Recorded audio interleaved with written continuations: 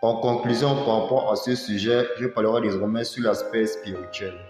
C'est bien beau, on dit dans nos églises, ou comme tout enfant de Dieu crie de partout que Jésus revient bientôt. Dans les vidéos passées, j'expliquais comment Jésus revenait sur l'aspect physique, mais aussi sur l'aspect spirituel. Le Jésus revient bientôt, cela s'annonce dans ta vie.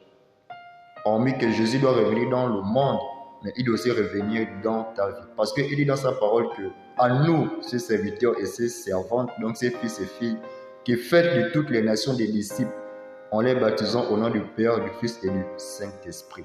Car la moisson est grande, mais il y a peu d'ouvriers. Cela veut dire que tant que la parole de Dieu ne s'est pas annoncée dans tout le monde entier, la fin n'existera pas. Pourquoi? Parce que il faut que tout homme soit averti. Afin que lorsque tu mourras, il te dira que et pourtant tu as écouté le frère t'annoncer la parole, tu as écouté la sœur, ta femme, ton mari, ta chérie, ton père, en fait, toute personne qu'il a utilisée pour t'annoncer Jésus-Christ revient bientôt. Parce qu'avant, beaucoup mouraient sans le savoir et beaucoup se retrouvaient au paradis.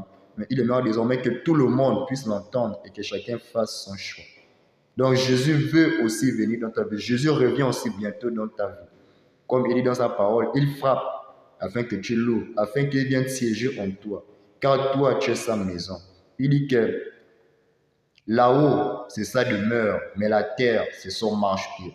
Mais pour qu'il ait désormais une maison, il faut que c'est en toi qu'il vive. Jésus veut revenir dans ta vie pour t'apporter la délivrance, la guérison, la paix que tu désires, que tu recherches, ou même encore l'amour. Parce que le meilleur amour ne se trouve pas en l'homme, mais en Jésus-Christ. Parce que tu t'étonnes que malgré tous les mots, mais regarde les vrais enfants de Dieu, malgré tout ce qu'il y a, nous sommes toujours zen, posés. Pourquoi? Parce que nous recommandons tout entre les mains de notre Père, de notre Dieu. C'est pourquoi lui-même dit dans sa parole que si je suis Dieu, où est la crainte qui m'est due? Et si je suis votre maître, où est l'honneur qui m'est dû? Parce que notre devoir, c'est de l'honorer et de faire sa volonté, et en amenant le plus grand nombre des âmes envers lui.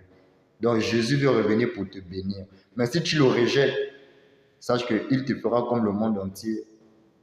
Il t'achèvera.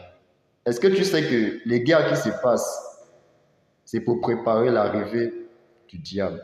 Parce que pour gagner le plus grand nombre d'âmes déchues, il faut que le plus grand nombre de personnes meurent. Ainsi, tu sauras que pour sauver quelqu'un, une personne dans un village, il faut que tout un village meure afin qu'une seule personne soit guérie. Ou bien pour